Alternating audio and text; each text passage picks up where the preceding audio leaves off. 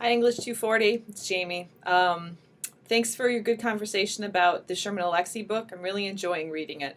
You guys are a especially smart group, and the conversation about this book, which I really like, is helping me get great ideas for how I'm going to talk about it next semesters. We're coming up on our picture book project, so I have a few things for you to think about. One is the major area that folks get confused on or get themselves kind of tied up in is trying to make things really detailed or thinking to themselves, oh, well, I have to draw everything. I have to draw all the characters out. I have to draw them just like an illustrator would in a book that I enjoy. Really remember Molly Bang and how she has just simple shapes and triangles and things like that to convey big ideas.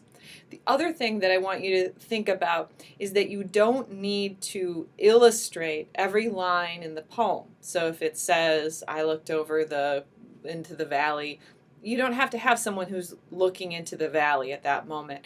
Notice some of the examples I had included it was like the whole poem was there, but a key moment was pulled out for the illustration, something that just gave the feeling really well of the whole poem. So you don't have to think about, okay, it says this, so I better figure out how to draw a picture for that.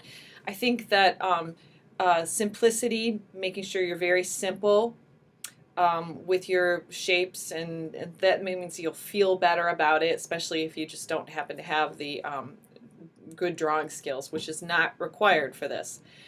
Simplicity and remembering that you shouldn't really and don't have to illustrate every line and try to come up with a picture to show children what's in the poem. Instead, the illustrations work with the poem, kind of pulling together and creating a new meaning, which is really what we're looking at.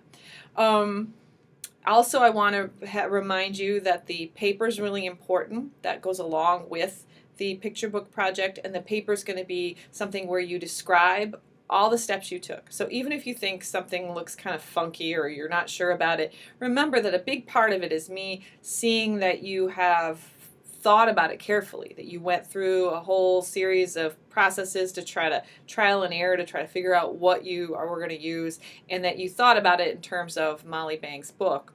That being not the only way to talk about pictures, but the way that we've chosen in this class to have a common language. And all of those things are going to be emailed to me. And I'll put something maybe up in that folder and remind you and say, hey, email this stuff to me. And I'll send you something back that says, okay, I got it. You have through this week and then in through next week to work on that. This week is the last of our readings and discussion. Next week you'll be working on studying for your exam and finishing up your picture book project. The very last week is just going to be time to do the final exam. And then I'll send you guys, your grade and let you know how you did overall. But through all this process, please email me if you have any questions. If you're like, could you look at this? Am I on the right track? One of the nice things that I get to do in face-to-face classes is work with people on this, and I really enjoy it a lot. And so I hope that some of you might feel comfortable doing that, especially if you're feeling concerned at all. So nice work. Hope you're enjoying the spring.